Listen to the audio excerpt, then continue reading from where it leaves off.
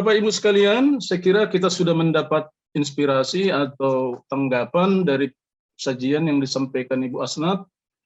Kami berikan waktu kepada Bapak Ibu sekalian. Kita mulai dari yang sudah ada raise hand dulu ya. Yang pertama, ini bukan karena dari ST Abdi Sabda, tapi kebetulan pertama tadi memberikan raise hand. Yang pertama dari Pak Ramli Harahap, yang kedua nanti dari Pak Frans, yang ketiga dari Pak Krido. 3 ini ya. Oh, ada satu lagi. Oh, Pak ya. Joseph. Masih 3 ya, Pak Joseph ya. Ya. Ada berarti ya 3 ya. Silakan Pak Ramli yang pertama. Terima kasih Pak Jontor dan Ibu Asnat atas kesempatan ini. Pertanyaan saya tadi, ya, Ibu Asnat sudah membuka sebuah kata kunci tadi soal industri. Industri itu di gereja kita tidak kenal atau di kampus, tapi mungkin disejajarkan dengan gereja sebagai industri. Lalu kita kan punya istilah CP, Kolegium Pastoral, 3 bulan, 6 bulan. Nah, apakah itu bisa kita setarakan sebagai mahasiswa yang sedang magang di industri, di pengguna, user, di gereja-gereja pendukung tadi atau pendiri. Sehingga nanti kita menjadi tingkatkan sebagai program mandiri belajar, merdeka belajar. Sehingga CP itu bukan lagi sebuah mata kuliah yang wajib, tapi itu bagian dari program studi mandiri atau merdeka belajar. Tapi dengan persyaratan yang tadi dipenuhi, MOU antara STT dengan gereja pendiri atau industri itu yang tanda petik gereja dilakukan atau dibuat. Sehingga itu bukan lagi CP namanya, tapi itu menjadi bagian dari magang mahasiswa kita. Itu pertanyaan saya, Bu. Terima kasih. Baik, terima kasih Pak Ramli. Apakah langsung dijawab atau kita tampung semua, Bu? Mana tahu bersamaan. Aja semua, Pak. Oh, oke, kita tampung aja ya. Nanti Silakan yang kedua, Pak Frans. Terima kasih. Selamat pagi, Bu Asnat. Selamat pagi, Pak. Pertanyaan saya tadi sebetulnya mirip dengan yang disampaikan penanya pertama, tapi memang saya punya 2 pertanyaan. Lalu pertanyaan yang kedua adalah, ini kan Merdeka Belajar itu adalah hak mahasiswa. Dan namanya hak itu kan tidak bisa diambil. Pertanyaan saya adalah, bagaimana jika ada mahasiswa dari perguruan tinggi yang, maaf saya katakan, katakanlah status akreditasinya baik kalau sekarang ya, C kalau dulu, lalu mau ngambil haknya untuk belajar di perguruan tinggi yang statusnya gitu, katakanlah ramai-ramai pindah ke Duta Wacana 1 semester. Matilah Duta Wacana. Ya, misalnya begitu ya. Kan ada kemungkinan perguruan tinggi yang status akreditasinya sangat baik atau excellent itu mengatakan, sorry ya, kita nggak ada tempat buat kalian. Nah, kalau yang dari atas turun ke bawah itu juga belum tentu mau gitu. Padahal ini kan haknya mahasiswa. Bila ada persoalan kayak begitu, kira-kira gimana komitmen kita? Ya. Terima kasih. Baik, terima kasih Pak Frans. Berikutnya Pak Krido. Silakan Pak Krido. Terima kasih Ibu Asnat dan Pak Jontor. Ini tentu bagi dunia pendidikan di STT menarik, Pak ya, karena ini KKNI saja masih kurikulum KKNI aja masih proses semua ini ya. Ini ditambah lagi dengan MBKM. Tetapi untuk yang satu institusi antar prodi ini mungkin untuk eksekusi bagi STT lebih cepat ya. Nah, tapi untuk antar perguruan tinggi, nah ini apakah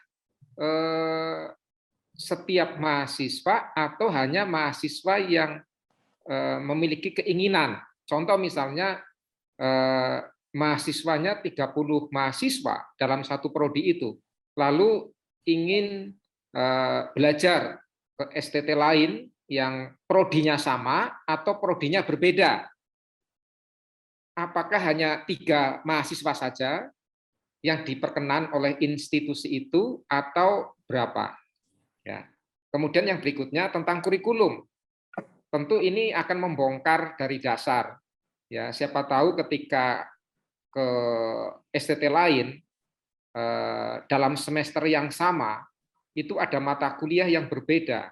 Contoh misalnya ada mata kuliah prasyarat di institusi tersebut, tetapi ternyata meletakkan kurikulumnya atau sebaran mata kuliahnya berbeda dengan yang kita punya. Nah, solusinya bagaimana? Mungkin ini aja dulu Bu, karena banyak yang ingin saya tanyakan ya, karena banyak sekali ya. Ya mungkin nantilah kami bisa undang Ibu lah untuk workshop di STT Simpson atau di STT kami nih. Mantap, mantap. Ya, karena ini tentu membutuhkan kebijakan-kebijakan yang kita tidak hanya sekedar wacana, tetapi memang harus dieksekusi gitu ya. Merdeka Belajar Kampus Merdeka ini menarik gitu ya, menarik. Dan yang lain-lain itu seperti tadi yang disampaikan oleh Bapak-bapak tadi. Terima kasih Bu. Baik, terima kasih Pak Siswanto. Baik, Pak Krido, saya kira 3 orang dulu Bu ya. Sekalian dari room chat itu ada nada yang sama. Apakah praktik mandiri, praktik jemaat, stase, CP bisa disetarakan dengan kegiatan ini? Silakan Bu. Ya, baik. Terima kasih Bapak-bapak penanya tadi, Pak Ramli, Pak Frans, dan Pak Siswanto. Nah, ini sebenarnya menjadi diskusi kita bersama. Jadi bukan dari saya saja yang akan menjawab, tapi teman-teman yang lain kalau mau menjawab nanti menambahkan boleh. Nah, untuk dari Pak Ramli, itu bisa aja Pak, karena ada di antara 8 itu kan ada 1 yang magang atau praktek industri. Misalnya untuk konseling pastoral, misalnya praktek di rumah sakit, saya kira bisa aja di situ kita masukkan. Atau, tapi ini juga ada wirausaha ya, itu misalnya STT Sapi yang di Cianjur itu kan mereka punya proyek-proyek kegiatan itu ya. Nah, itu bisa saja misalnya mahasiswa kita magang di sana, misalnya atau praktek wirausaha di sana, itu bisa. Ya, jadi STT yang memiliki kelebihan atau kurikulum yang berbeda dengan yang lain, kita bisa saling melengkapi begitu dengan mengizinkan mahasiswa kita untuk mengambil atau magang di tempat itu, ya. Jadi apalagi sekarang kan tuntutan untuk seorang pendeta kan bukan cuma pintar berkhotbah, tapi juga bagaimana mengembangkan ekonomi jemaat. Jadi kita misalnya di sekolah kita tidak ada proyek itu, kan kita bisa membuka peluang atau kerjasama dengan sekolah-sekolah yang lain. Nah itu Pak, jadi bisa juga dengan gereja-gereja, ya. Jadi tidak selalu dalam pengertian industri, maksudnya mesin dan lain sebagainya, tetapi dalam program-program kerja yang ada, lembaga-lembaga mitra. Kemudian mahasiswa dari perguruan tinggi status akreditasi baik atau C ambil di status yang ya aturannya begitu Pak. Jadi yang dari yang rendah itu bisa ambil di yang tinggi. Ya, misalnya Duta Wacana gitu yang akreditasinya A. Cuma yang A ini yang susah. Dia hanya bisa ambil yang sama akreditasinya A, tidak bisa dia ambil yang akreditasinya C. Nah, itu aturannya. Ya, bukan kita yang tidak mau karena gengsi masa belajar di yang akreditasinya lebih rendah, bukan, tapi aturannya begitu. Harus belajar yang sama tingkatannya gitu. Nah, ini yang susah. Yang susah itu yang sekolahnya sudah terakreditasi A gitu, karena nggak bisa pindah ke sekolah lain, padahal mungkin berminat gitu ya, karena ada program yang khusus, mata kuliah yang khusus yang tidak ada di kami gitu. Tapi karena peraturan itu jadi nggak bebas. Nah, ini yang saya katakan tadi, mengatakan bebas belajar, tapi sebenarnya tidak bebas penuh juga gitu ya, karena dibatasi oleh aturan. Ya, jadi kami cuma bisa, tapi kami bisa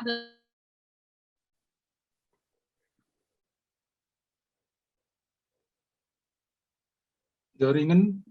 Suara Bu Asnat tidak kedengaran. Hilang suaranya Bu Asnat, Bu. Ya, ada masalah jaringan, Bu. Suara Ibu. Bu Asnat suaranya hilang, Bu. Iya, belum ada. Aduh, gimana ini caranya? Sudah mulai. Sudah mulai. Ya, ini sinyalnya. Oke. Sudah. Bentar, Pak. Bu Asnat boleh off kamera dulu, Bu, supaya suaranya lebih stabil. Oke. Yang penting sudah bisa lihat wajahnya Bu Asnat di awal. Ini ada-ada aja nih. Nah, itu ya Bapak Ibu ya. Jadi yang C, yang D itu bisa belajar di yang A atau di B gitu ya. Tapi yang A ini nggak bisa turun. Harus sesuai levelnya begitu. Nah, kasihan sekali. Nah, tapi mungkin perlu nanti kita batasi Bapak Ibu yang sekolahnya lebih tinggi akreditasinya, supaya dia nggak kewalahan menerima semua dari sekolah yang lain. Jadi perlu dibatasi mungkin hanya berapa mahasiswa gitu, karena kita sendiri kan juga punya mahasiswa di kelas itu. Jangan sampai melebihi kapasitasnya dan itu tidak memadai untuk sebuah proses belajar mengajar. Kemudian dari Pak Siswanto tadi, antar PT setiap mahasiswa apakah semua satu kelas atau mahasiswa yang ingin saja. Nah, di sini tadi saya jelaskan bahwa yang mau saja, Pak, ya, yang mau saja dia akan, jadi tidak satu kelas pindah ke perguruan tinggi yang lain untuk belajar satu semester, tidak, tapi hanya yang mau, karena minatnya kan beda-beda dan kompetensinya juga beda-beda. Nah, ini juga sekaligus saya mau mengatakan mungkin program studi atau perguruan tinggi yang dimasuki itu juga perlu memberikan persyaratan, ya, persyaratan siapa saja yang boleh mengikuti mata kuliah di perguruan tingginya, gitu, supaya mungkin nanti levelnya, misalnya di semester berapa boleh ikut dan harus sudah mendapatkan mata kuliah apa, gitu ya, supaya bisa mengikuti mata kuliah yang ditawarkan. Nah, itu. Ya, kalau berbeda dengan perguruan tinggi asal, ya mungkin ini yang perlu kita rancang bersama Bapak Ibu. Ya, ke depannya ketika kita menyusun mata kuliah, mungkin perlu kita bicarakan dengan sekolah-sekolah yang lain, kira-kira sekolah yang lain butuh mata kuliah apa dan apa yang harus saya siapkan, ya. Sebab kalau masing-masing nyusun mata kuliahnya sendiri-sendiri akan sulit mungkin ya untuk memasukkan ke kurikulum kita ketika mahasiswa kita akan ikut kuliah di sekolah lain. Ya mungkin itu perlu waktu untuk kita bicarakan bersama-sama Bapak Ibu. Nah itu dari saya. Terima kasih Pak Jontor, silakan. Baik, terima kasih Ibu Asnat. Masih ada yang raise hand. Yang pertama Pak Abialtar Papalan, yang kedua Pak Pak Rudi. Joseph tadi ada. Ya? Pak Joseph tadi. Oh, Pak Joseph, sorry. Dari awal loh Pak Jontor. Oh, sorry. Ini. Baik, Pak Joseph, Pak Abialtar, dan Pak Rudi ya. Oke, silakan. Ya. 3 orang yang kedua. Pak Joseph dulu ya. Iya, terima kasih Pak Jontor. Iya, Bapak Ibu, saya sekalian mungkin lebih pada sharing pengalaman aja. Karena kami kebetulan Fakultas Teologi Duta Wacana, kami tahun ajaran sampai dengan yang saat ini kami dapat hibah dari Dikti untuk MBKM untuk 4 program, yaitu pertukaran pelajar, lalu apa yang berkaitan dengan penelitian mahasiswa, lalu studi lapangan dan praktek sosial. Jadi kami dapat 4 hibah untuk hal itu. Nah, kebetulan karena saya ketua program studi yang juga mengurusi itu, jadi mungkin saya bisa sharing beberapa pengalaman terkait dengan hal ini yang memang lalu perlu menjadi bagaimana kita sebagai Persetia menyikapi hal ini. Yang pertama, betul seperti yang dikatakan Bu Asnat bahwa kita tidak bisa yang dari akreditasi A ke bawah, nggak bisa ya. Jadi aturannya adalah A dengan A. Itu yang membuat kelompok yang ini agak terbatas. Nah, kebetulan teman-teman yang berada di bawah Dikti yang tergabung dalam Asosiasi Filsafat Keilahian Indonesia, kami punya grup, lalu kami saling berkomunikasi dan sharing, dan ini yang memang agak persoalan karena kebetulan di AFKI itu hanya ada 3 kelompok yang ada beberapa kelompok yang bisa saling mengambil ya, dan itu sudah kami lakukan. Nah, cuma terkait dengan perkuliahan ini, yang pertama yang saya mau sampaikan berdasarkan pengalaman kepada kita semua adalah tantangan paling besar kita adalah kita punya beda mulai waktu kuliah dan ada yang juga punya jumlah SKS yang berbeda ya. Yang pertama begini, ada yang mulai kuliah ya, misalnya katakanlah kalau karena kami kemarin mulai dengan semester genap ya, kami mulai dengan semester genap. Kami mulai dengan semester ganjil. Kami itu baru mulai kuliah itu bulan September. Sementara ada teman-teman yang mulai kuliahnya itu sudah bulan Agustus atau ada yang sudah mulai pada bulan pertengahan Juli. Nah, ini kesulitan. Mengapa? Karena ketika kelompok atau sekolah yang mulai di bulan Juli atau pertengahan Juli dimulai Agustus, nah agak sulit buat mahasiswa kami untuk ngambil di sana karena ketika perkuliahan itu mulai, mahasiswa kami masih ada di lapangan, masih praktek lapangan. Sehingga ini menjadi persoalan untuk mengambil mata kuliah itu. Gitu. Atau misalnya sekolah yang lain mau ngambil di kami, sementara kuliahnya sudah berjalan, kami baru mulai misalnya bulan September.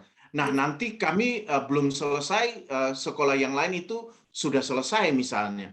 Nah, jadi ini tantangan yang pertama sebenarnya, dan itu yang kemarin sempat kami bicarakan juga di AFKI, dan mungkin perlu menjadi pertimbangan Persetia, tapi ini memang bukan hal yang mudah, gitu kan? Kecuali kita punya pertimbangan-pertimbangan khusus. Karena bagaimanapun salah satu bentuk laporan adalah soal presensi, ya. Nah, kalau presensi itu tidak memenuhi persyaratan, maka ini juga ada masalah di sana. Jadi yang dilaporkan bukan hanya nilai tetapi presensi, ya. Nah, kalau perkuliahannya tidak sesuai dengan jumlah yang diwajibkan antara 14 sampai 16 kali pertemuan, itu menjadi masalah di sana. Nah, juga ada yang kalau kita SKS itu kan satu SKS itu kan 50 menit. Nah, tapi ada sekolah yang buat satu SKS itu 60 menit. Nah, itu yang agak repot juga. Jadi perhitungannya menjadi berbeda. Nah, jadi ini tantangan pertama. Kalau menurut saya dari pengalaman kami, ini tantangan pertama kalau kita mau mengambil perkuliahan yang berbeda. Itu pun juga sama dengan misalnya kalau kita kan cuma hanya kayak semacam pertukaran siswa tapi dalam hal mata kuliah. Kan ada program yang juga bahwa orang bisa pergi ke sekolah itu untuk beberapa bulan ya untuk studi. Nah, itu juga akan menjadi tantangan di sana kecuali kalau kita tidak punya praktek-praktek atau kita tidak punya semacam katakanlah CP-CP yang waktunya masih ada di batas-batas waktu kuliah yang sudah dimulai. Nah, karena itu memang misalnya kami mencoba mencari sekolah-sekolah yang akreditasinya sama dan waktunya ya kira-kira masih memungkinkan lah untuk izin gitu kan. Nah, cuma memang ini perlu kebijakan bersama dengan sekolah ya, tidak diletakkan kepada dosennya sendiri gitu kan. Karena misalnya ada sekolah yang ya masih baru satu pertemuan atau dua pertemuan mulai gitu kan, dan dosennya mengatakan harus ikut 2 pertemuan atau 3 pertemuan di awal, kalau nggak ikut dianggap nggak lulus. Nah, sementara kan ini ngambil di sekolah lain. Nah, kalau kita punya kebijakannya hanya seperti itu agak susah. Padahal mahasiswanya baru mulai kuliahnya nanti. Jadi mungkin harus dibuat kebijakannya untuk perkuliahan itu dari program studi bukan dosennya ya. Jadi misalnya yang untuk semester genap kami, misalnya saya katakan kepada dosen-dosen aturannya Bapak Ibu jangan buat sendiri, karena kalau Bapak Ibu buat sendiri agak susah nih kita mau menerima mahasiswa yang lain, karena yang dihitung poinnya sebenarnya adalah bahwa orang datang ke kampus kita ya, bukan kita maksudnya mahasiswa kita pergi ke kampus yang lain, dan atau kampus yang lain itu akan dinilai mereka datang ke kita. Kalau kita tidak membuka diri agak fleksibel, ya agak susah juga untuk kita memberikan peluang buat teman-teman dari program studi lain atau dari perguruan tinggi lain untuk juga mendapat poin berkaitan dengan MBKM ini. Karena itu di semester genap agak lebih fleksibel. Saya katakan Bapak Ibu mau menerima atau tidak gitu kan. Kalau tidak mau menerima ya sudah, kalau mau menerima kita ikut aja kebijakan yang dibuat nanti ya. Jadi jangan dosen membuat kebijakan sendiri. Kebijakannya kalau sudah nanti mahasiswa ada di kelas baru dibuat gitu. Jadi jangan misalnya tidak ikut 2 pertemuan pertama, tidak ikut 3 pertemuan pertama dianggap tidak lulus. Nah, ini kan agak sulit kalau misalnya perbedaan waktu yang ada. Nah, itu terkait dengan perkuliahan. Sehingga yang misalnya kami di Duta Wacana, kami mengatur di antara program studi. Jadi misalnya mahasiswa teologi bisa mengambil di sistem informatika, atau mahasiswa bisa ambil di program studi bahasa Inggris atau di yang lain. Jadi itu pengalaman. Nah, terkait dengan pertanyaan, mungkin saya agak pendek aja, singkat aja, terkait dengan pertanyaan Pak Ramli dan juga tadi yang lain, karena kami juga punya yang sama. Yang paling penting itu Pak, jangan dilihat bahwa itu satu program lalu dia dijadikan program MBKM. Itu dianggap bukan MBKM, itu tidak dinilai. Jadi kita bisa membuat kemungkinan. Jadi misalnya pengalaman Duta Wacana adalah kami buka kesempatan, kamu mau CP di mana aja, misalnya di sekolah, di rumah sakit. Nah, yang khusus-khusus inilah Pak, lalu kita buat program sendiri, itu yang dijadikan MBKM, itu yang dinilai. Kalau misalnya semua mahasiswa, misalnya praktek di gereja, itu tuh dijadikan MBKM, itu tidak dihitung Pak, itu tidak dianggap MBKM, karena itu sebenarnya sudah ada program sekolah yang dibuat, tapi kita buat lagi sendiri, buka kesempatan, mahasiswa mau ambil di mana, yang berdasarkan pilihan bebas mahasiswa itulah yang bisa dijadikan MBKM. Ya, nah cuma memang nanti persoalan adalah ketika kita harus menghitung SKS, karena kalau yang seperti ini biasanya 20 SKS Pak. Nah itu yang kita mumet, bagaimana menghitung dia dan menyingkir-nyingkirkan SKS yang lain. Tapi ini yang sedang kami olah lagi untuk kurikulum. Begitu dulu singkat dari saya, nanti bisa kita share lagi. Makasih Pak Jontor. Baik, terima kasih. Sebenarnya apa yang Pak Johan Joseph sampaikan ini sudah sangat menjadi materi di rapat sebentar lagi ya. Karena itu sudah menyangkut teknis, saya kira masukan ini sangat berharga untuk rapat koordinasi sebentar lagi. Silakan yang berikutnya Pak Abialtar. Ya, makasih Pak Jontor dan Ibu Asnat. Saya berusaha untuk singkat saja. Pertama, untuk sharing MBKM di STT Inti Makassar, ini sudah berjalan di 2 prodi, ada 2 di jurusan PAK dan 8 di jurusan teologi. Nah, tetapi yang menjadi pengalaman kami adalah bahwa memang kami belum menerapkan yang namanya dosen pembimbing ya. Jadi kami hanya melihat minat mahasiswa untuk mengambil misalnya hukum Islam di UIN Makassar, kemudian hukum di UPI Paulus, tetapi kami belum menerapkan bagaimana pembimbingannya ya, dan terima kasih untuk pedoman itu diingatkan kembali. Nah, cuma dalam pelaksanaan MBKM di STT Inti Makassar ini kami juga bergumul di misalnya mahasiswa yang tidak mampu untuk pembiayaan ya, tetapi kita tertolong pada masa pandemi ini karena masih bisa online. Nah, seiring dengan itu pertanyaan saya kepada Persetia, apakah kemungkinan belajar online ini masih bisa diterapkan, karena itu kan lebih memudahkan mahasiswa kita untuk mengambil MBKM ini dimanapun juga, dan itu juga mungkin terkait dengan kerjasama ya. Nah, kemudian yang berikut, MBKM ini memang kadangkala stop di MOU ya. Kita sudah banyak buat MOU dengan PT-PT yang lain, tetapi MOA-nya, agreement-nya itu belum, apalagi pada tahap pelaksanaan. Ini juga yang menjadi kendala. Nah, pertanyaan saya adalah apakah ada kontribusi Persetia dalam menolong kita untuk memperkenalkan ciri khas atau daya tarik STT kita ini, supaya juga MBKM ini berarti dikunjungi juga, atau ada juga mahasiswa dari PT yang tidak sejenis yang magang ataupun belajar di prodi kita, karena ini menjadi kendala. Kita banyak mengirim mahasiswa, sudah ada mengirim mahasiswa, tapi persoalannya kita tidak pernah dikirimin. Nah, ini mungkin juga ada kontribusi dari Persetia. Kemudian yang berikut, pertanyaan kami adalah bagaimana sebetulnya Persetia di dalam menolong kami untuk revisi kurikulum, ya. Apa ada petunjuk-petunjuk template yang bisa menjadi acuan sehingga di dalam revisi kurikulum ini yang berbasis juga MDKM ini bisa benar-benar diterapkan.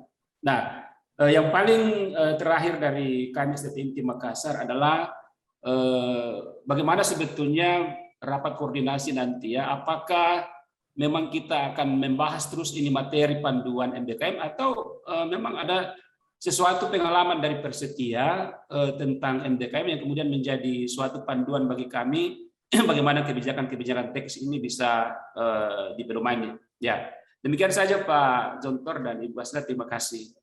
Baik, terima kasih Pak. Berikutnya Pak Rudi, silakan Pak Rudi. Ya, terima kasih dari Sekolah Tinggi Alkitab Tiranus Bandung. Begini Bu, tadi Ibu menjelaskan kita kan sesuai dengan pedoman Merdeka Belajar dan Kampus Merdeka, itu ada 20 SKS yang perlu diambil di luar prodi.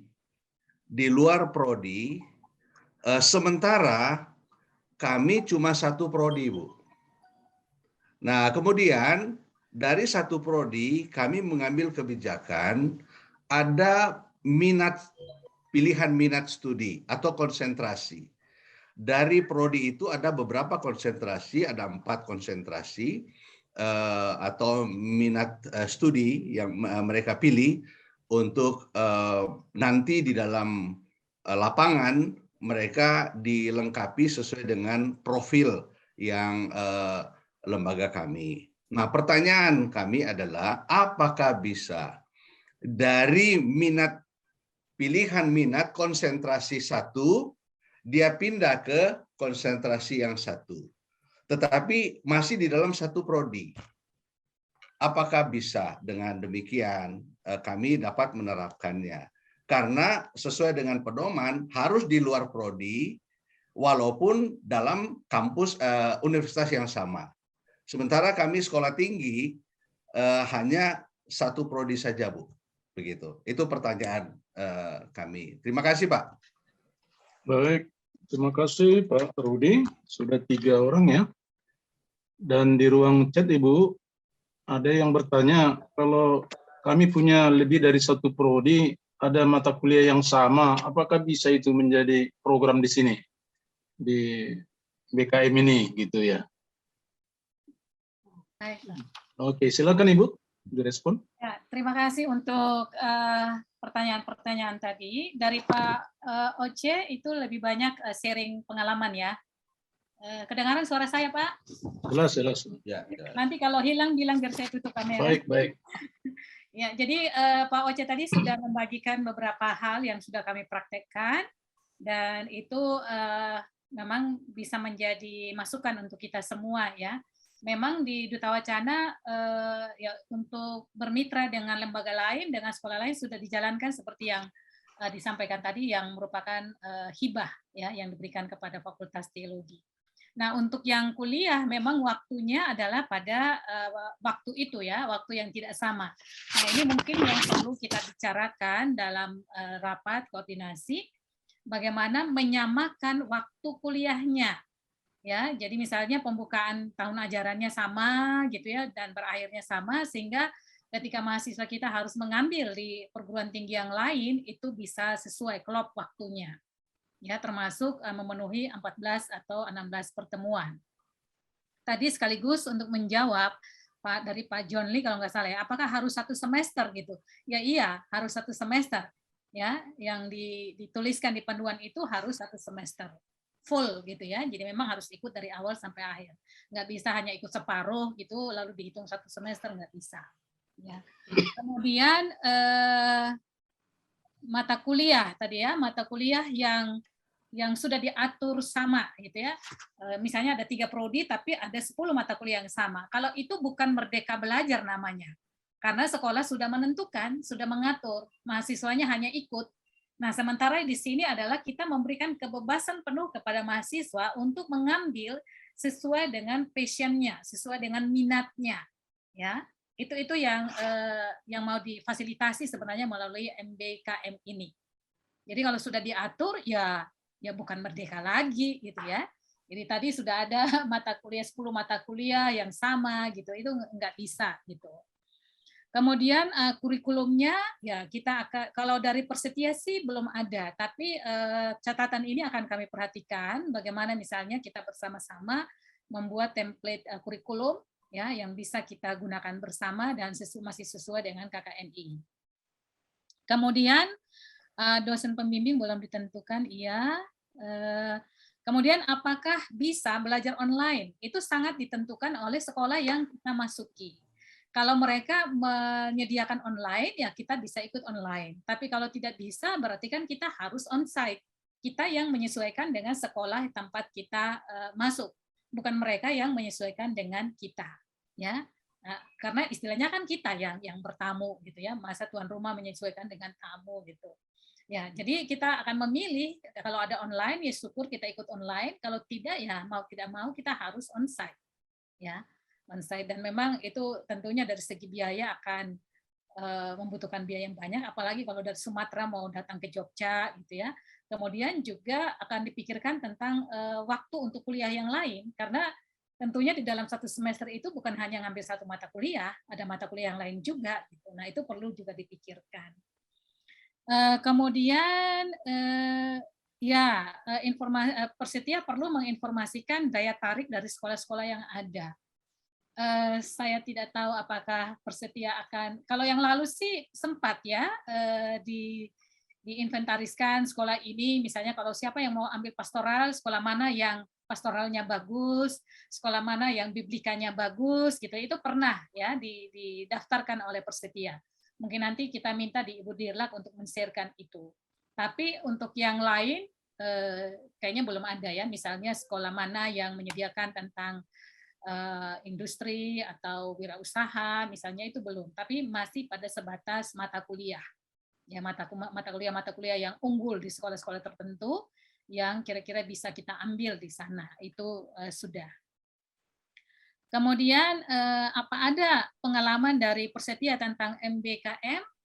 Ya kami belum ya, Persetia belum menjalankan karena kita memang nggak punya mahasiswa gitu ya, kita kan kelompok organisasi sekolah-sekolah gitu ya. Tapi yang kami tahu yang sudah mempraktikkan itu ya Duta Wacana, kemudian STFT Jakarta kalau tidak salah itu.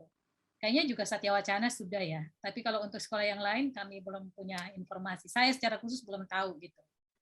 Kemudian 20 SKS di luar program studi, tapi hanya satu program studi, apakah bidang minat itu masuk?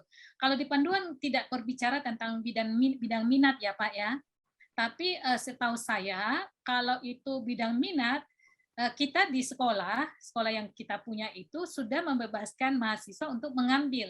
Jadi dia membayar misalnya satu semester dia membayar, itu kan sistem paket, tapi dia bisa masuk di prodi-prodi yang lain atau bidang minat yang lain. Cuma memang istilahnya sit in. Ya, sit in, tapi ada juga yang sit in yang dihitung, ada yang tidak dihitung gitu. Nah, itu tapi kalau untuk bidang minat sih tidak diatur, Pak. Yang diatur itu program studi. Mungkin Pak bisa melihat peluang untuk yang di luar perguruan tinggi. Ya, di luar perguruan tinggi. Sebab kalau bidang minat kan mahasiswa soalnya bisa sih masuk ke bidang minat yang lain. Gitu. Itu di kami ya Pak ya. Saya tidak tahu kalau di Intim seperti apa. Jadi mahasiswa ketika dia membayar satu semester, dia bisa masuk di mata kuliah yang lain. Nah itu menurut saya. Terima kasih, Bu. Saya kira saya sudah jawab semua ya. Baik, Ibu Asnat. Jadi tadi ada dari Pak Rudi, kalau memang satu prodi, ya tentu diperlukan kemitraan ya dengan perguruan lain atau prodi lain atau mungkin lembaga ya, bisa. Karena kalau satu prodi saja tidak dimungkinkan program antar prodi juga kan, karena belum ada prodi lain. Baik, yang berikutnya Ibu dari Ibu Beni Sinaga, Ya. Erwin Mosooli dan Diulius. Pak Diulius, silakan 3 orang. Tadi Baik, Silakan Ibu Beni, masih ada? masih Pak. Oh, silakan Bu. Terima kasih kepada Bapak Jontor, demikian juga dengan Ibu Asnat. Yang pertama sekali, saya melihat bahwa program Kampus Merdeka ini seperti pengembangan pertukaran mahasiswa. Pengembangannya gitu ya, penerjemahannya yang lebih lagi untuk menanggapi masa sekarang. Nah, kemudian kira-kira pada semester berapakah lebih baiknya mahasiswa itu boleh ikut program ini? Yang kedua, berapa jumlah apakah ada batasan jumlah kalau kita melakukan program ini kepada mahasiswa kita? Bagaimana dengan pendanaannya itu? Apakah pendanaan seperti kita mengikuti di kampus itu, lalu pendanaan di tempat kita, bagaimana gitu? Saya belum bisa lihat apakah ini tergantung MOU-nya atau ada syarat yang ditetapkan oleh pemerintah, misalnya NIR gitu ya, tidak ada seperti itu. Kemudian kalau dia 40 SKS ini maksimal ya Bu ya. Kalau minimal ada enggak gitu. Misalnya kan selama ini praktek lapangan di STB HKBP ada 3 kali. Itu ke gereja, ke lembaga-lembaga dan ke daerah pedalaman, daerah misi namanya. Artinya ini yang sudah ada ini boleh kita kemas ke dalam program Kampus Merdeka. Begitukah Ibu? Atau ini kita ganti lagi? Kita beda lagi gitu dengan yang sudah ada sebelumnya. Itu dulu Bu dari saya, terima kasih. Terima kasih. Mungkin bisa lanjut dulu ke Pak Diulius. Silakan Pak Diulius, nanti kita kembali kepada Ibu ya. Silakan Pak Diulius. Ini suaranya Pak Diulius. Tidak ada suara. Baru ada. Ya, baik. Terima kasih Pak. Kedengaran suara saya Pak? Mantap, mantap. Keren. Terima kasih nih Pak ya. Menarik buat kami sendiri, STT Setia ya Pak ya, STT Setia Jakarta dan mungkin juga STT Setia yang sudah mandiri di daerah terkait dengan Merdeka Belajar, Kampus Merdeka. Ada dua analisis saya, mungkin sekaligus juga pertanyaan. Pertama, apakah nanti ini ke depannya akan menjadi bagian daripada instrumen akreditasi? Maksudnya, apakah nanti akan juga ditanyakan dari asesor bahwa apakah sudah melaksanakan Merdeka Belajar, Kampus Merdeka, sehingga kita juga mesti mempertimbangkan dengan baik ini jika itu memang masuk ke dalam instrumen akreditasi. Dan tentu yang kedua adalah ada sedikit problem di internal masing-masing institusi, tapi mungkin tidak semua, khusus untuk kami pikir-pikir gini Pak, karena ini kan saya dengar tadi minimal 20 SKS, maksimal 40 kah SKS, artinya apakah akan ada risiko misalnya akhirnya mata kuliah dosen-dosen akan kekurangan mata kuliah yang akan diajarkan karena ada perhatian kepada minat belajar mahasiswa, ya minat kepada satu materi atau satu bidang yang ini oleh mahasiswa. Nah, yang ketiga adalah soal keuangan tadi tentu sudah banyak membicarakan, tetapi pembimbing, betul tadi itu pembimbing ini apakah ditentukan oleh institusi terkait dengan memang dosen yang juga punya kemampuan ke sana. Nah, ya misalnya nih mahasiswa memilih ini juga tidak ada dosen yang memang mumpuni dan yang menjadi pembimbing dari internal institusi itu. Ya, dan terakhir mungkin kapan ini betul-betul dilaksanakan nih MBKM ini. Terima kasih. Baik, Pak Diulius. Sekarang kita kembali ke Ibu Ermin. Sudah ada suara, Bu? Sudah didengar, Pak? Oh, sudah. Cuma agak kurang kuat sedikit lagi. Bisa lebih kuat? Nah. Ya, sebentar. Mungkin bisa. Okay. Sudah. Silakan. Ya, terima kasih Pak Jontor. Ya, saya cuma ingin sharing dengan kegiatan MBKM di kampus kami dan mungkin bisa diberi tanggapan apakah memang itu boleh atau tidak, terutama Ibu Asnat. Ya, kampus kami STT Starsloop itu kampus kecil ya, hanya 2 prodi dan mahasiswanya juga tidak terlalu banyak, hanya punya prodi Pak dan teologi. Nah, tahun lalu kami sudah merevisi kurikulum khusus untuk prodi teologi dan kami mencoba untuk menerapkan konsep MBKM ini. Cuma memang ada beberapa hal yang kami sesuaikan begitu kira-kira. Karena kalau kita bicara konsep MBKM ini kan hak ya, seperti Ibu Asna tadi tekankan, itu hak mahasiswa ya. Jadi tidak boleh kita, dan merdeka, dia merdeka, tidak boleh kita terlalu kekang begitu. Tapi kami untuk tahap awal di dalam menerapkan MBKM ini, saya tidak tahu apa melanggar hak itu tadi ya, hak untuk merdeka belajar itu, kami memilihkan program, yaitu kami pilih itu hanya 3, yaitu kewirausahaan, kemudian KKN tematik, dan magang. Tuh. Kemudian kalau belajar di luar prodi yang sama, prodi yang berbeda di kampus yang sama itu, kami kesulitan karena hanya 1-2 prodi ya.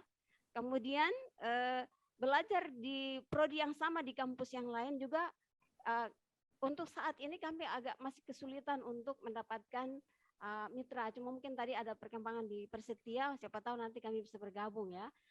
Untuk mendapatkan mau belajar di kampus yang mana ya. Kemudian selain keterbatasan SDM untuk membantu menjadi pembimbing. Tapi kami memutuskan untuk mengambil beberapa kebijakan ya. Jadi SKS, kalau bicara SKS, kami hanya membuat SKS itu untuk prodi teologi itu 144 SKS. Dan hanya kalau dikurangi 60 berarti dia hanya 84 SKS yang mereka belajar di kampus. Jadi semester 1 kami taruh itu semester 1 sampai semester 4. Jadi semester 5, 6, 7 itu MBKM. Kemudian semester 8 mereka bikin skripsi. Nah, kami memilih program ini, kami menyesuaikan dengan standar kompetensi lulusan yang kami tetapkan. Dan kami mempertimbangkan calon pengguna lulusan kami. Ya, walaupun memang ini sudah merdeka belajar ya, kita harus mempertimbangkan akses mahasiswa lulusan kita kepada kesempatan untuk mendapatkan pekerjaan yang lebih terbuka setelah mereka lulus. Tapi kami juga pertimbangkan untuk menambah skill mereka ketika nanti mereka kembali ke gereja.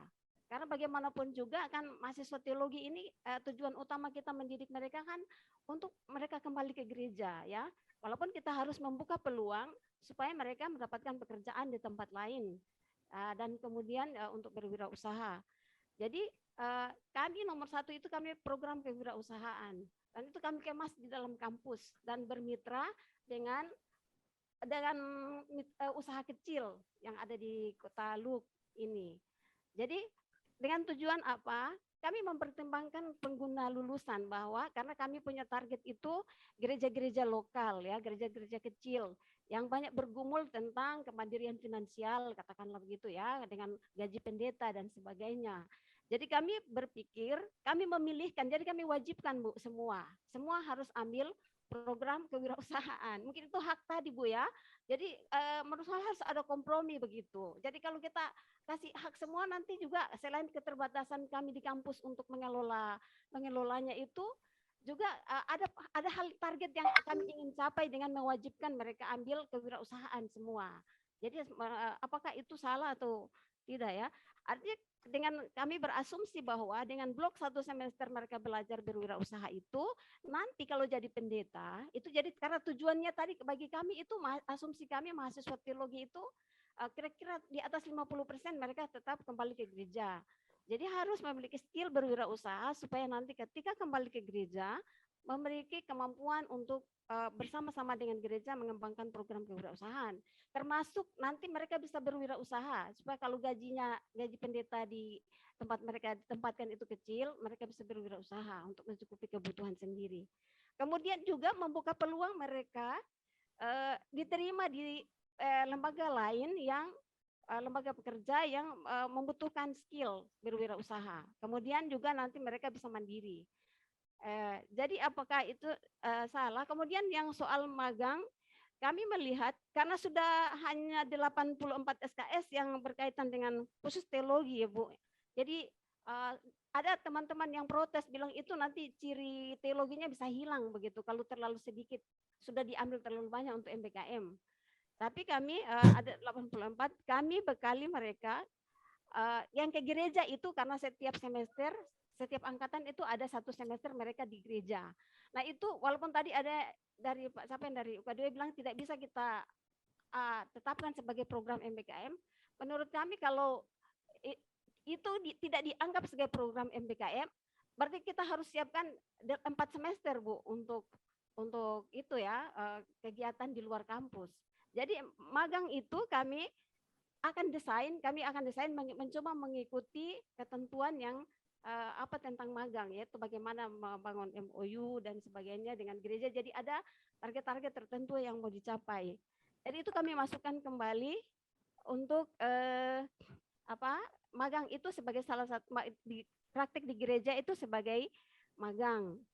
Kemudian KKN tematik kami anggap mahasiswa itu perlu memiliki kemampuan untuk melakukan pemberdayaan masyarakat pedesaan karena jadi kami KKN kan mereka di desa-desa, di pemerintah desa.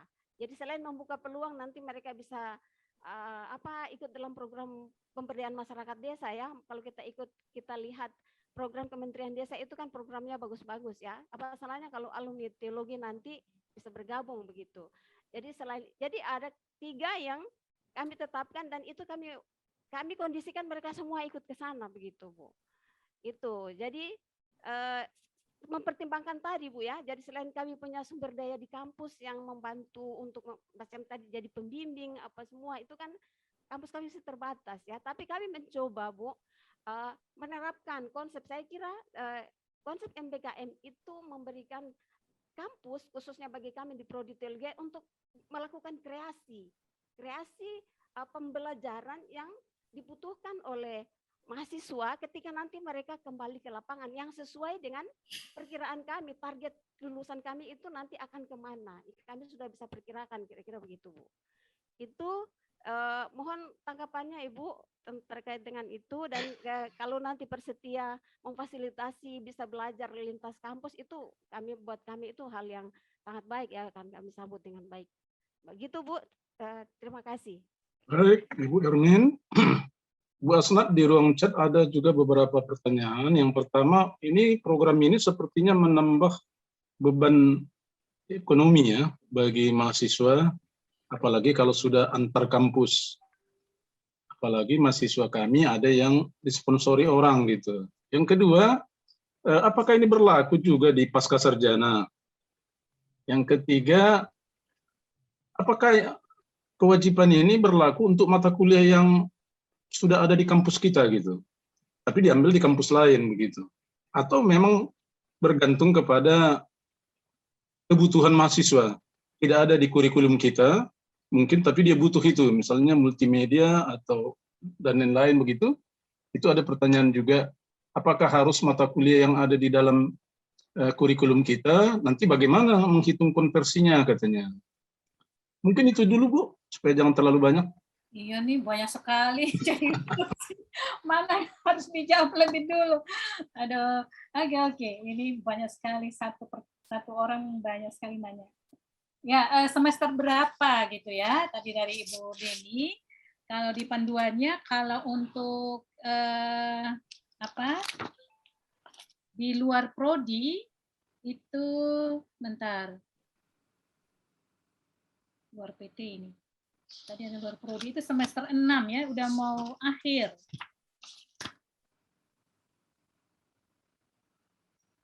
Itu di semester 6,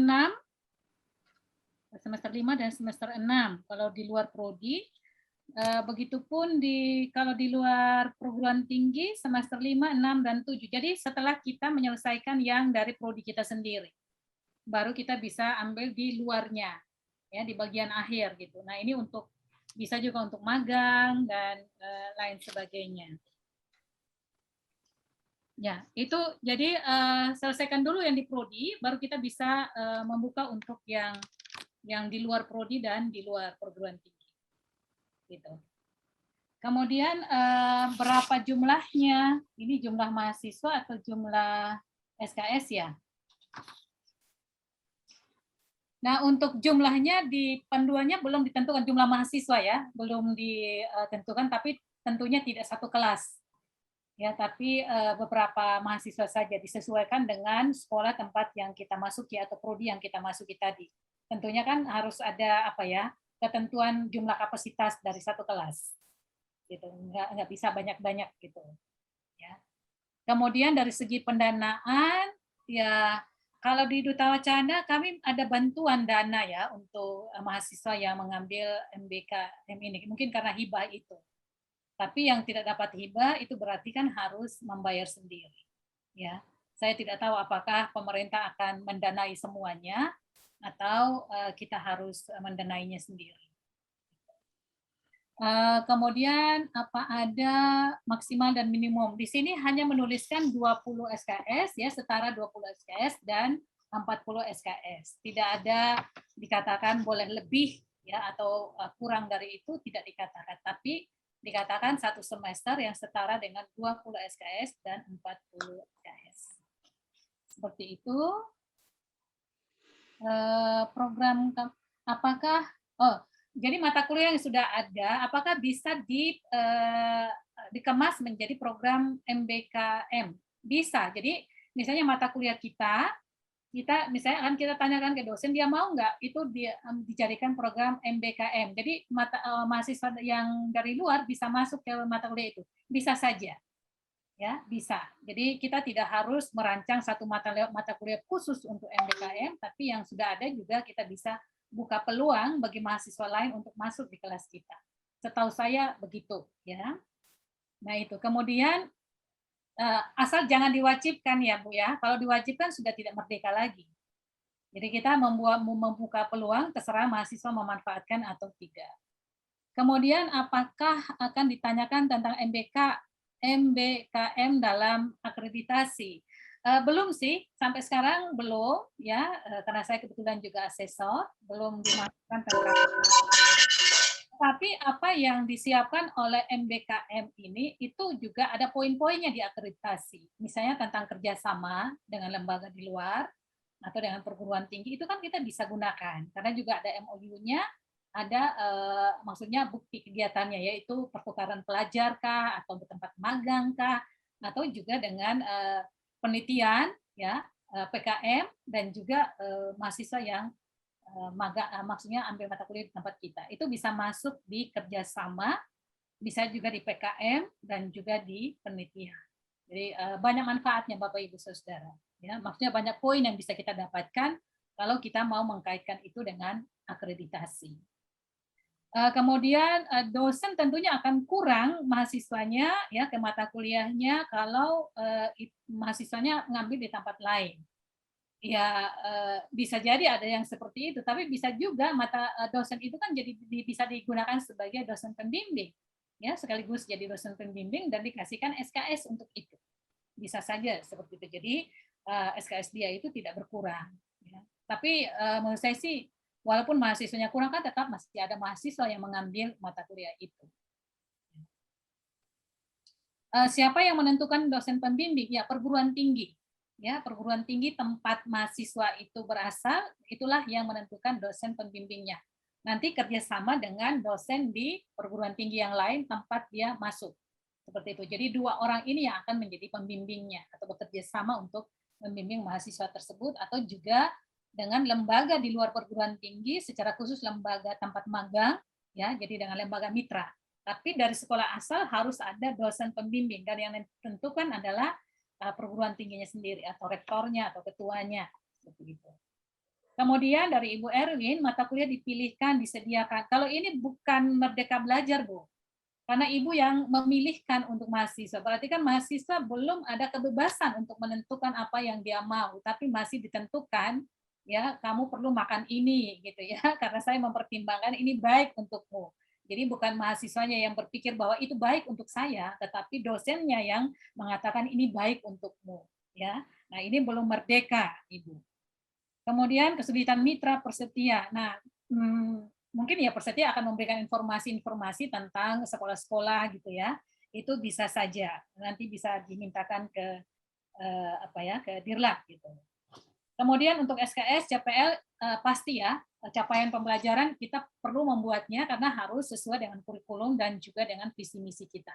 Jadi kita yang harus tahu ini nanti kompetensi lulusannya seperti apa, ya. Jadi jangan hanya memberikan kebebasan kepada mahasiswa tapi tidak ada CPL-nya itu nggak bisa. Ya.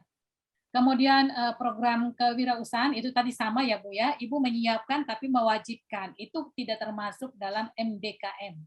Karena kalau MBKM itu tidak boleh dipaksakan atau diwajibkan. Ya, jadi mahasiswanya sendiri yang bebas memilih. Magang juga ya KKN itu kalau itu menjadi mata kuliah wajib dari kampus itu juga tidak bisa masuk di MBKM. Ya. Kemudian beban ekonomi ya itu tadi ya.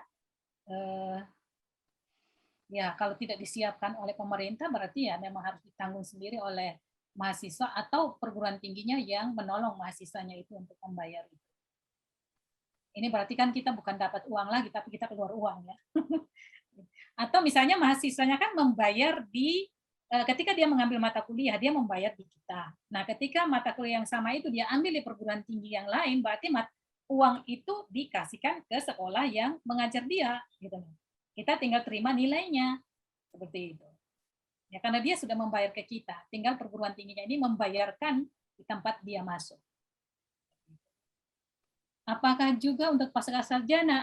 Belum ini ya, kayaknya ini masih untuk S1 Bapak Ibu. Untuk pasca sarjana saya belum melihat di panduan ini. Ya, mungkin nanti berikutnya. Apakah berdasarkan kurikulum? Ya iya, tadi harus berdasarkan kurikulum ya, di kurikulum asal mahasiswa dan juga dengan melihat kurikulum di sekolah yang akan dimasuki. Demikian Bapak Ibu, kalau ada yang kurang dari saya bisa dilengkapi oleh teman-teman yang lain.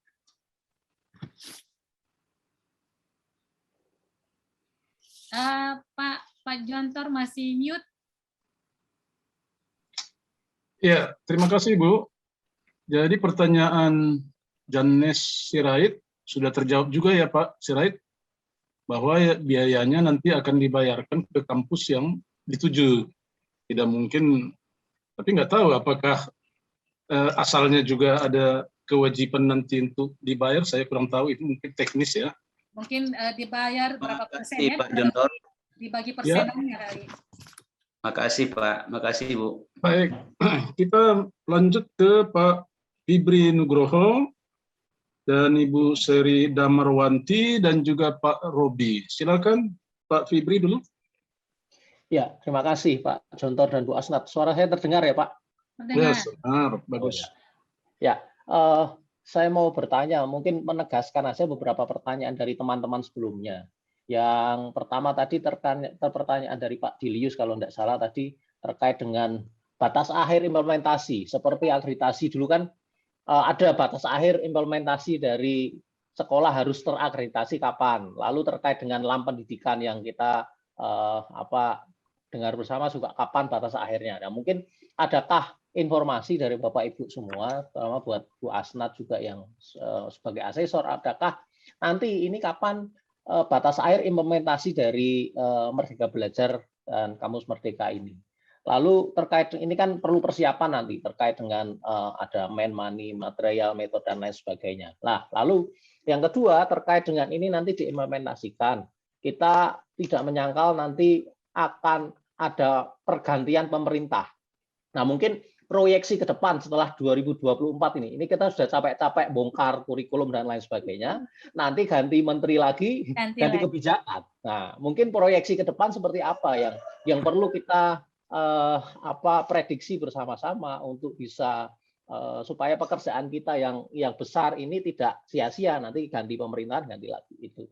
Lalu menegaskan tadi usulan dari teman dari Intim, Bapak dari Intim tadi, bagaimana kita bisa enggak Persetia ini memfasilitasi komitmen bersama, terutama untuk pengembangan tadi bagaimana menyusun kampus Merdeka ini, MBKM ini seperti apa, sehingga kita tadi yang sudah melakukan bisa membimbing yang belum melakukan, yang sudah melakukan tapi masih salah, itu bisa belajar dari yang benar itu.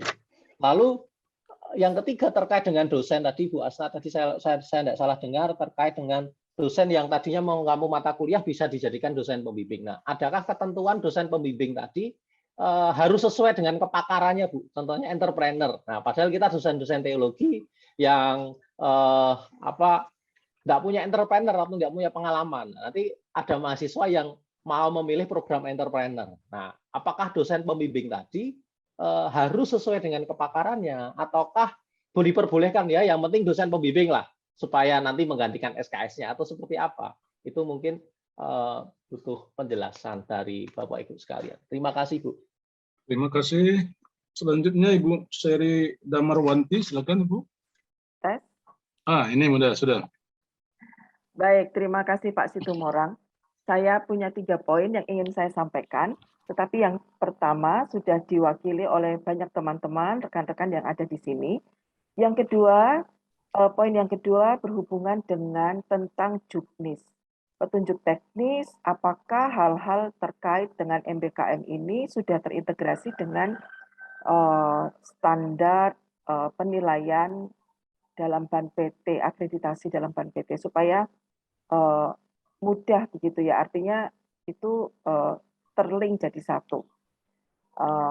Kemudian berikutnya pertanyaan saya adalah tentang kualifikasi lembaga di mana kampus perlu bekerja sama. Apakah lembaga ini harus lembaga yang di luar payung besarnya kampus? Karena contoh ya, seperti kampus kami ini kami ada di bawah payung besar, di mana kampus itu cuma salah satu dari banyaknya lembaga yang ada di bawah payung besar itu, yaitu sinode gitu. Ada lembaga-lembaga lain di bawah sinode kami. Apakah kerjasama ini dimungkinkan antar lembaga di bawah payung besar itu, atau harus keluar dari situ? Terima kasih. Baik, terima kasih Bu. Selanjutnya Pak Robi, silakan Pak Robi. Terima kasih Pak Dr. Gontor dan Pak Bu Dr. Asna kesempatannya. Ya, kalau terkait program MBKM tentu kita semua sudah baca-baca. Yang saya hanya ingin tanyakan ini implementasinya Bapak dan Ibu. Kira gimana difasilitasi bersedia kita buat MOU antar sekolah anggota, apa yang kita bisa kerjakan bersama. Nah, tentu yang dinilai nanti kan kegiatannya. Jadi kira-kira apa yang kita bisa segera laksanakan nih. Kalau kebijakan-kebijakan dan ininya kan semua sudah diatur pemerintah ya. Kita tinggal ikuti saja lewat peraturan. Terima kasih, itu saja Pak dari saya. Baik, terima kasih Pak Robi. Di ruang chat ada beberapa Bu. Pertama, apakah ini sama dengan Ibu Seri tadi, apakah program magang ini bisa dilakukan di bawah payung yang sama atau satu sinode misalnya. Kemudian dari Ibu Donna ini. Pak, mungkin saya jawab dulu yang tadi. Boleh. Silakan. Kalau terlalu banyak saya punya. Ya, silakan. Baik, tadi mana ya? Tadi dari Pak Fibri ya, batas syarat akhir dosen pembimbing. Ya, tadi dari Pak Fibri batas akhir MBKM tidak ada ini ya, tidak ada diinformasikan, sejauh yang saya tahu tidak ada diinformasikan sampai kapan, mungkin sampai menterinya berganti gitu, karena baru dicanangkan. Karena diharapkan itu kan untuk menolong mahasiswa supaya dia punya keterampilan, pengetahuan yang lain selain yang dipelajari di prodinya sendiri. Jadi ya itu sampai menterinya berganti, nanti ganti program lagi gitu. Yang satu aja belum dijalankan, ganti lagi. Nah, mungkin yang dimaksudkan Bu, kapan diberlakukan setelah sosialisasi? Yang diwajibkan untuk setiap STT mulai kapan? Deadline-nya gitu. Ya. Deadline. Saya kurang tahu ya, karena sekarang sudah ada sekolah yang mempraktekkan Mungkin Pak Oce tahu kapan dimulainya? Dan ini kan mulai dari Pengakuannya sih sudah Bu, sejak tahun kemarin Bu. 2020 sudah ada penerimaan. Sejak 2021 sudah diberlakukan Bu. Ya, sosialisasinya udah dari 2020. Iya, 2020 lalu 2021 mulai diberlakukan. Memang dimulai dengan para penerima hibah memang. Tapi diharapkan mulai 2022 semua sekolah sudah memberlakukan itu karena tidak ada hibah lagi, Bu. Ya, itu informasinya, Pak. Jadi ini sudah dari 2020 sebenarnya disosialisasikan. Nah, kalau berakhirnya ya mulai aja belum kita memikirkan berakhirnya gimana sih. Ya, jadi jangan pikir berakhirnya dulu gitu ya. Kemudian tadi terima kasih Pak Oce, itu dimulainya di semester 3 untuk kuliah. Tapi kalau untuk di panduan ini khusus untuk yang model blok ya. Kalau model blok pembelajaran di luar PT itu dimulai semester 5 dan semester 6. Kalau yang model non blok itu di luar PT itu semester 5, semester 6, semester 7. Nah, kalau kita itu di semester 3 itu bisa dilakukan yang blok, yang tidak pakai blok dan non blok seperti itu. Nah, kemudian apakah dosen pembimbing harus sesuai dengan kepakarannya? Ya, diharapkan iya, tapi kalau misalnya mahasiswanya ambil di luar yang memang tidak tersedia dosen yang sesuai kepakarannya, ya ya kita tinggal cari dosen yang kira-kira punya waktu ya, dan misalnya ya walaupun tidak pakar sekali, paling enggak dia tahulah tentang apa yang diambil oleh mahasiswanya gitu ya. Itu bisa kita lakukan Bapak Ibu Saudara, karena bisa jadi mahasiswa kita ambil misalnya di kedokteran, jadi mahasiswa teologi mau mempelajari tentang tubuh manusia kah di sana gitu, dan tidak ada dosen di teologi yang menguasai itu ya, tapi pasti adalah dosen yang bisa membimbing, karena dosennya kan bukan disuruh mengajar, dia kan mengajar di mata kuliah yang lain itu, kita kan cuma memfasilitasi dan ya mengatur segala sesuatu secara administratif kah atau apa gitu. Dan menurut saya sih Kaprodi bisa ya berperan sebagai yang mendampingi di sini. Ya. Kemudian apakah MBKM tadi saya sudah jelaskan kayaknya ya yang terkait dengan akreditasi. Sudah. Ya, ini pertanyaan tadi diulangi lagi. Ya, jadi untuk saat ini belum masuk di matriks ya, di pertanyaan-pertanyaan akreditasi belum, tapi pasti akan, karena ini kebijakan Menteri dan biasanya Ban PT akan mengakomodir itu. Tapi walaupun itu belum secara eksplisit dimasukkan, tapi di beberapa aspek itu sudah mencakup yang apa yang ditawarkan oleh MBKM. Ya. Kemudian tentang apakah kerjasama dimungkinkan di bawah payung, bisa Bu. Jadi baik yang di luar sinode maupun yang di dalam sinode boleh. Ya, artinya di luar lembaga kita itu bisa. Ya, di luar perguruan tinggi kita bisa. Entah itu di gereja kah, ya, lembaga sosial, rumah sakit, bisa. Itu bisa. Ya, kemudian apa yang bisa kita kerjasamakan? Nah, sekarang ini di anggota Persetia berarti kita perlu membicarakan tentang kurikulumnya, tentang waktunya ya, samakah atau tidak, tentang mata kuliahnya ya, itu termasuk kurikulum ya. Nah, itu yang perlu kita bicarakan. Itu Bapak Ibu Saudara. Baik Ibu. Masih ada yang raise hand satu lagi ini. Ya. Pak Janes Sirait. Kita beruntung waktu kita tinggal 19 menit lagi. Mungkin ini yang terakhir kali ya. Silakan Pak Janes. Terima kasih Om Jontor dan Pak Asnat. Suara saya terdengar ya Pak ya? Jelas, jelas. Oke. Saya mencermati di slide 4 tadi PPT itu mengenai MBKM. Di situ ada tulisan tantangan ya. Tantangan dalam pengertian di sini begini. Apa kira-kira tantangan terbesar di MBKM bagi STT dalam melakukan program MBKM ini, dan harus segera dipikirkan STT yang ada di bawah payung Persetia ini gitu loh. Apa kira-kira tantangan terbesarnya sehingga nanti bisa STT mulai adaptasi, mulai memikirkan, mulai mempersiapkan dirinya. Demikian, terima kasih Bu Asnat. Ya. Baik, terima kasih Bu. Kita ke ruang chat dulu Bu, supaya semua terakomodasi. Ya, Pak. Dari Bu Asnat, ini bagaimana kaitannya ya dengan beasiswa? Ada sama saya, Pak. Ibu Dona ini, dari Ibu Dona. Bagaimana dengan beasiswa, dan kemudian dia mengusulkan ini memang perlu dilakukan komitmen antar perguruan tinggi anggota Persetia untuk implementasinya. Nah, kemudian dari Ibu Desiana Nenggolan, apa bisa ini dilakukan dengan sekolah di luar negeri katanya? Atau hanya dalam negeri aja ini? Kemudian yang berikutnya dari Dwi Atni, kapan ini kira-kira dilakukan program ini? Ya, nanti kita bicarakan di rapat koordinasi dulu, Bu ya. Baru nanti kita mendapat gambaran kapan bisa dimulai gitu ya.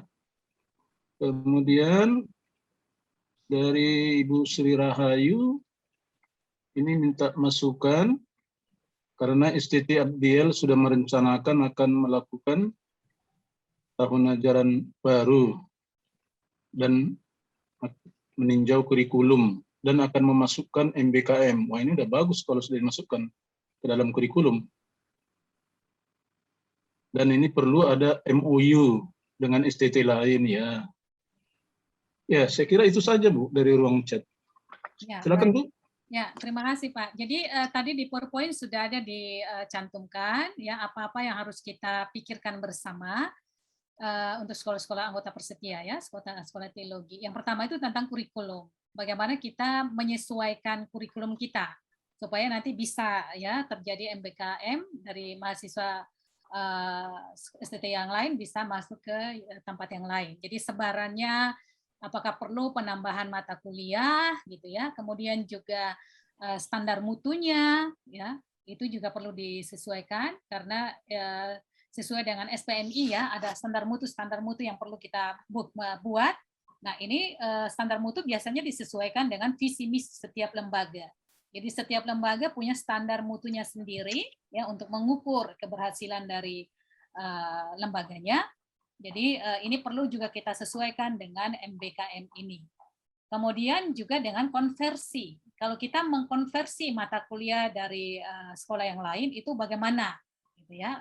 Tentunya di sini akan dibicarakan tentang besaran SKS-nya karena tadi ya Pak Oce juga sudah menyinggung tentang SKS yang berbeda antara perguruan tinggi yang lain dengan perguruan tinggi kita. Gitu. Kalau dari antar prodi sih masih bisa ya karena kita yang satu perguruan tinggi yang sama kita masih bisa atur itu. Tapi kalau dengan perguruan tinggi yang lain itu yang ada masalah dan perlu kita bicarakan bersama. Kemudian tata kelolanya ya atau organisasinya bagaimana itu di manage bersama gitu ya, termasuk mungkin juga tentang pembiayaan nanti tentang anggaran. Kemudian juga tentang meningkatkan kerjasama dengan lembaga-lembaga di luar ya, di luar perguruan tinggi termasuk juga lembaga-lembaga anggota Persetia ya, kerjasama. Nah, ini yang perlu kita bicarakan bersama-sama dan menjadi tantangan kita sebelum kita melakukan MBKM ini, mempraktekannya. Jadi ada banyak hal yang perlu kita persiapkan Bapak Ibu. Itu catatan ya Bapak Ibu. Kemudian beasiswa. Nah, kalau mahasiswanya itu mendapatkan beasiswa yang disediakan oleh kampus, itu berarti kampus yang membayarkan ke sekolah tempat dia dia masuk gitu ya. Jadi bukan mahasiswa itu sendiri yang membayar, tapi sekolahnya yang membayar berdasarkan beasiswa yang dia dapatkan. Ya, kemudian sekolah luar negeri. Kalau di panduan sih nggak ada ya, belum disinggung tentang sekolah bagaimana MBKM itu diterapkan di luar negeri. Jadi ini lebih kepada di dalam negeri, ya masih di dalam negeri. Ya tapi kalau mau studi apa ya namanya pertukaran pelajar apa segala macam di luar negeri ya silakan atau bersifat internasional. Misalnya mau ambil mata kuliah di sana, kalau di teologi kita ada itu yang namanya apa namanya itu Pak Oce? Di Tawacan ada yang bridging gaps. Ya, bridging gaps itu kita lakukan dengan Belanda dan sekolah-sekolah yang lain gitu di luar negeri. Tapi itu belum masuk di NBKM, belum disinggung tentang luar negeri, ya. Tapi itu bisa masuk poin di akreditasi sebagai kerjasama internasional. Kemudian kapan dimulai? Ini maksudnya kapan dimulai MBKM-nya ya? Ya sesegera karena sudah yang lain, sekolah lain sudah mempraktekkan dan sudah dari tahun lalu. Kita ini agak telat, baru sekarang kita bicarakan, tetapi tidak ada salahnya kita mulai memikirkan itu. Nah, ada sekolah Ungaran sudah memulainya, tinggal bagaimana kita yang lain bisa mendiskusikan untuk kemudian segera kita mempraktekkannya di sekolah kita masing-masing. Nah, itu Bapak tentang pertanyaan-pertanyaan tadi. Mohon maaf kalau tidak memuaskan apa yang disampaikan. Ya. Baik, terima kasih Ibu Asnat. Bapak Ibu sekalian, apakah masih ada yang mau menyampaikan pertanyaan atau meminta informasi? Saya kira sudah semua mendapat kesempatan ya, melalui rekan-rekan yang bertanya tadi. Ya, buku Sudah panduannya ya? itu Bu Lenta sudah sharekan, buku panduannya yang ini. Buku panduan sudah di-share dan bisa di-download secara gratis dari internet juga. Ya. Kayaknya kita harus lebih agresif ya, mencari sendiri. Kalau ada berita ini, kebutuhan ini kita harus cari di internet, di mana saja yang berpeluang untuk kita dapatkan. Jadi jangan menunggu Bapak Ibu Saudara, karena kita akan ketinggalan kereta. Iya, termasuk kita masih termasuk buku panduan penelitian ya. Dan pengabdian masyarakat bisa di-download secara gratis dari internet.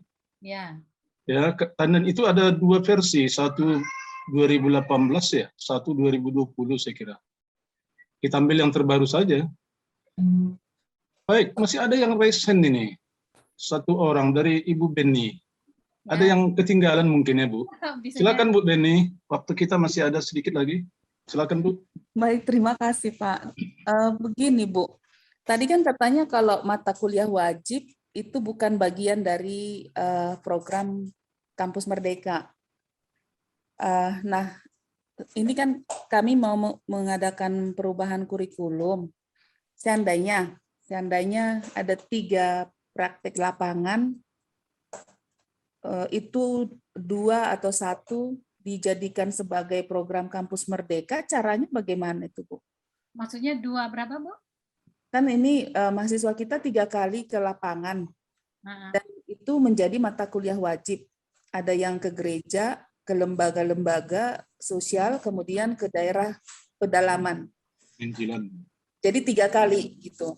Seandainya kita mau ikut program Kampus Merdeka, kita mau ubah kurikulum, boleh nggak ini 2 kita jadikan sebagai program Kampus Merdeka? Dan apakah ini juga bagian dari SKS yang 148 SKS sekarang? Atau itu di luar dari 148 SKS, seandainya kita merubahnya ke dalam program Kampus Merdeka. Penghitungan SKS-nya itu bagaimana ya Bu? Karena tadi kan 1 semester harus 20 SKS. Apakah sekali dia berangkat ke 1 kampus lain itu 20 SKS atau hanya mata kuliah yang dia mau saja? Terima kasih. Dia diberikan kesempatan dalam 1 semester gitu ya. Dan 1 semester itu setara dengan 20 SKS. Berarti kalau dia ambil di Merdeka MBKM 20 SKS, berarti yang diwajibkan oleh sekolah 180 misalnya dikurangi 20 berarti nggak 160. Bisa bantu jelasin Bu Asnat? Ya, silakan Pak Oce. Kalau aturan yang ada, kebetulan karena kami ikut hibah itu jadi harus betul-betul ikut aturan yang ada, Ibu. Kalau hanya ngambil-ngambil mata kuliah itu, jadi hanya ngambil-ngambil mata kuliah itu dia sama dengan mahasiswa maksimal itu 20 sampai 40 SKS Bu. Jadi dia ngambil 3 lagi, ngambil 3 SKS lagi, 3 SKS itu 20 sampai 40. Tapi kalau praktek itu dia setara dengan 20 SKS langsung Bu. Satu praktek itu setara 20 SKS gitu.